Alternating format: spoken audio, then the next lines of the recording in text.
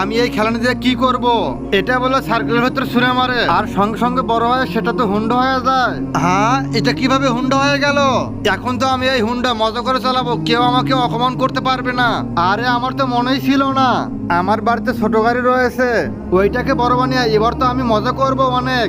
এখন তো সাবধানে হুন্ডাটা বের করে বাড়িতে নিয়ে যাই। এই কথা বলে সেখান থেকে সে হুন্ডা নিয়ে চলে যায়। আরে ভাইজান, এই হুন্ডাটা তুমি কবে কিনলে?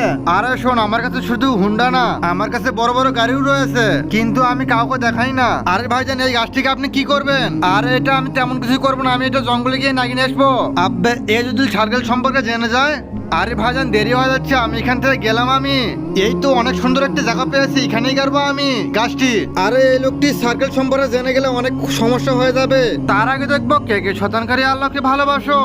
যারা যারা আল্লাহকে ভালোবাসো তারা এই ভিডিওতে লাইক দিয়ে চ্যানেলটি সাবস্ক্রাইব করে দিও।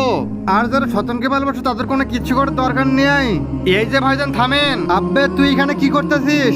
ওখানে তো গাছ লাগানো যাবে না। আরে তোকে কে বললো? আমি তো এখানেই লাগাবো গাছ। যেভাবে হোক এই শালাকে আটকাতে হবে। এই কথা বলে পাথর মারে দেয় তার মাথায়